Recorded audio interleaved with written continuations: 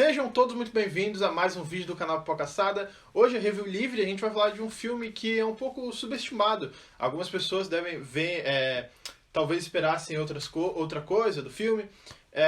Mas o filme que a gente vai falar hoje é It Follows, ou em português, como é que é em português? Corrente do Mal. Corrente do Mal.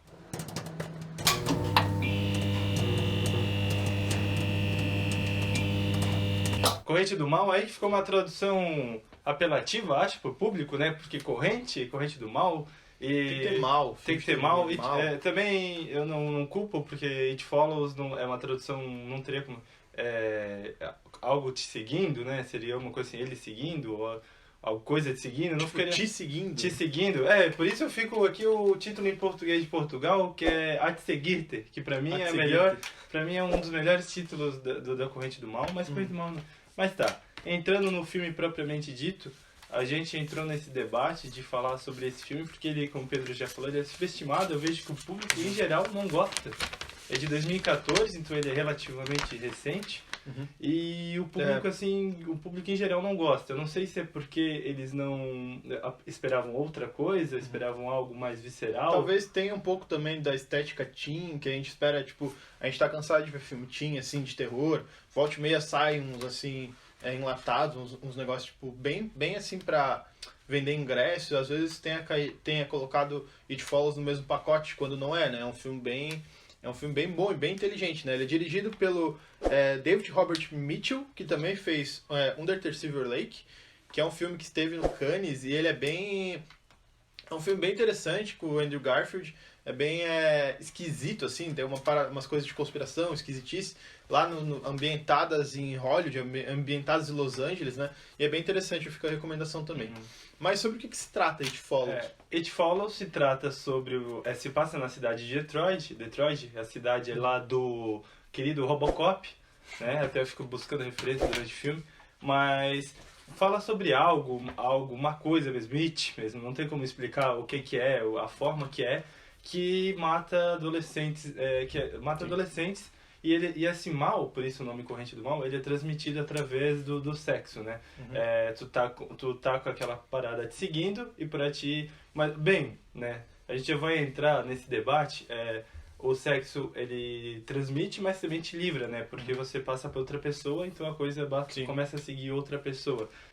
A gente vê uma clara referência dele aos filmes de slasher dos anos 80, em vários sentidos. A gente vê desde a trilha sonora ali, né, que a gente vê que é muito baseado em Halloween, do John Carpenter, até o lance, né, dele subverter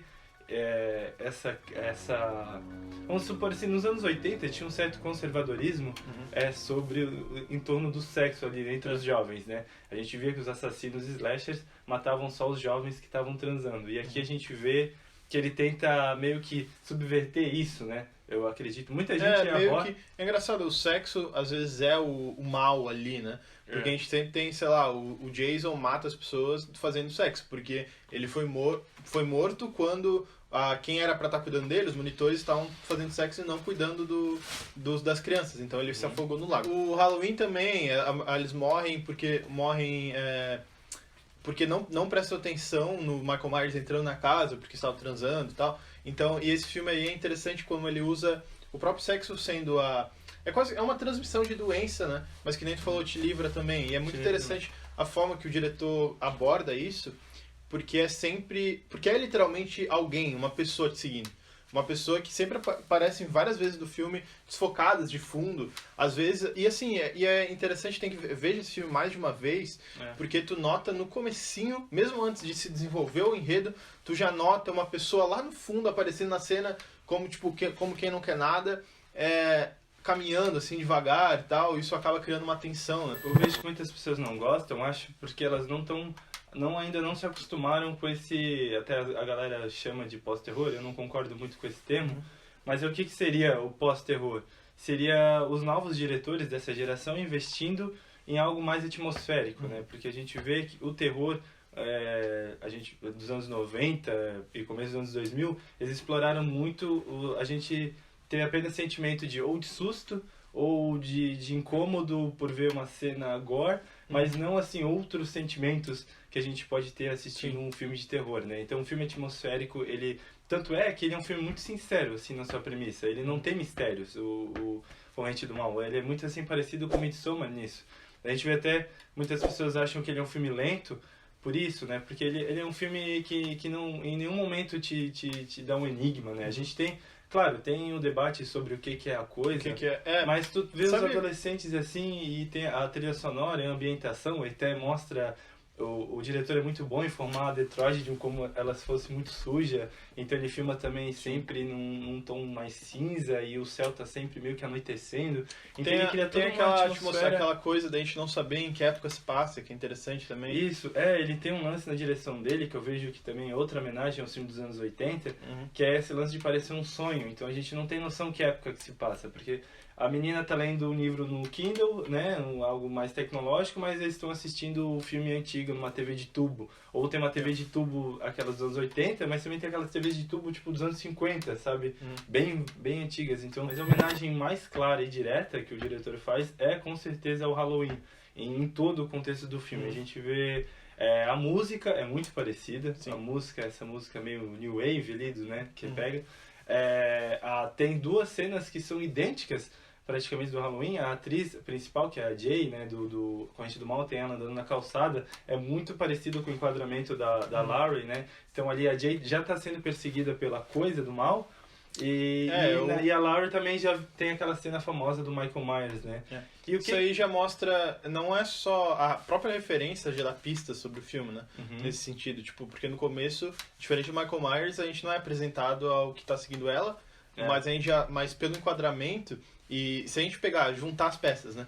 Pegar o que a cena da Laurie Strode já sendo perseguida pelo Michael Myers e a cena dela que ela teoricamente está só caminhando, né? Só que pelo enquadramento se tu tiver apurado assim, né? Tu já consegue notar que tipo, ela tá sendo perseguida por algo, sabe? A partir da referência que o filme faz, sabe? É um jogo interessante, né? Isso. E o que era o Michael Myers, senão que o John Carpenter sempre disse que ele considerava a personificação do mal, né? Num ser humano ali, em algo. Então, no Corrente do Mal também, o que persegue ali é o mal em si, né? Não personificado, talvez personificado em várias pessoas. E são várias pessoas diferentes, né? Que estão te seguindo. Isso cria uma coisa assustadora também, porque pode ser só uma pessoa que está andando pela rua. Pode ser qualquer pessoa que esteja andando pela rua. Lá longe, tu não sabe se ela vai estar te perseguindo ou não. Mas quando tu toma conhecimento sobre esse mal, né? Que é transmitido através do sexo, tu começa a ficar com medo de qualquer pessoa que tu vê na rua. E sem falar, e o que é mais louco ainda, é que a pessoa não vai correr atrás de ti pra te matar nem nada. Ela vai te seguir. Só que tu sabe que é uma parada implacável, que nem a gente fala do Michael Myers também, que ele vai te seguir até conseguir te pegar. Vai te seguir sem parar. Isso. Por mais que tu pode correr, porque ele não vai correr atrás de ti, ele não é rápido. De uma forma lenta, né? Mas ele vai estar te seguindo a não ser que tu transe com outra pessoa e passe por outra pessoa, né? Nos anos 80 tinha esse conservadorismo do mal ser ali subliminar. Até a gente fica aqui uma indicação, eu ia trazer, que é o quadrinho Black Hole, né, do Charles Burns, que também aborda muito legal isso. E é muito parecido com a ideia, tipo, enquanto do Halloween se passa ali em Redfield, que é uma cidade pequena, ali em Detroit, ali também fala do Black Hole, também nos anos 80, da cidade. Foi lançado pela Dark Side. Pela Dark Side recentemente. Também fala dos jovens em Seattle e também de uma doença sexualmente transmitível que dava uma certa mutação, né? Então também fala porque o Black Hole foi escrito ali quando deu mesmo o boom da AIDS, né? De ser algo assim que entrou na discussão. E tinha um conservadorismo, nos anos 80 tinha esse conservadorismo que foi mostrado nos filmes de terror. Esse negócio que é um preconceito das pessoas que têm a doença... que as pessoas tipo, não querem nem chegar perto. Isso. Aquele negócio, tipo, é um preconceito que as pessoas têm e que mostra a personificação disso, né? Na verdade, muitos filmes dos anos 70, de terror, 80, foram muito influenciados por esse medo, né, que eles tinham dessa doença. Que é baseado no preconceito, né?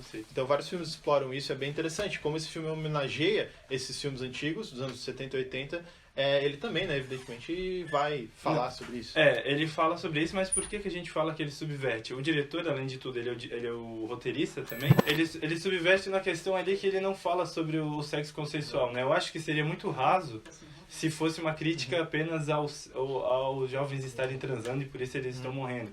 Eu vejo ali, por exemplo, a principal, assim, nunca deixa claro que ela queria estar naquelas situações, né? Tipo, até quando ela já estava com a coisa seguindo isso, até pode ser um pouco spoiler, ela se envolve com um dos amigos, mas não parecia ser algo que ela queria. Um filme tão complexo, assim, com uma fotografia muito bem cuidada, com um roteiro muito bom, boas atuações, até porque é um filme teen com atores jovens, que se parecem jovens, com direção de fotografia impecável. Eu acho que se fosse apenas uma crítica aos jovens estarem transando, ou uma homenagem, seria muito raso. Então a crítica eu acho que é mais profunda ainda. Eu vejo que muitas pessoas levam por esse lado, né? Mas eu acredito que seja mais ao abuso, porque a gente vê, mesmo depois de ter passado a coisa para outra pessoa, ela continua com certos traumas, ela continua vendo, ela continua abalada por aquela situação. Então a gente vê que o filme aborda muito isso. E porque a escolha também de se tu passa por outra pessoa, ela para de te seguir, né? E tipo, é como assim, parou de me seguir, meus problemas estão resolvidos, né? Mas não, tipo, tu continua com um trauma, né? A gente vê a primeira cena de sexo que mostra não é algo tão bonito, né? É algo mais assim seco e frio, e a gente vê depois pela expressão que era algo, logo depois do sexo já tem uma cena de violência, então a gente vê que era algo simplesmente para transmitir, né? Então a gente vê que é algo mais voltado pro abuso em si. A gente vê que até na escolha de roupas, a gente vê que ela usa roupas mais voltadas para algo mais reprimido, né? A principal ali. E é mais isso, eu acho, que o filme tenta abordar, né? Sim, tem várias coisas interessantes pra gente discutir sobre It Follows. A discussão continua nos comentários. Então, se você já assistiu esse filme, fala o que você acha pra gente aí nos comentários, o que você acha desse filme, se você já assistiu. Comenta também outros filmes que a gente poderia trazer aqui, outros filmes mais recentes de terror que a gente poderia trazer aqui no Review Livre. Não se esqueça de se inscrever no canal, curtir o vídeo, apertar o sininho para receber notificações. E é isso. Tchau!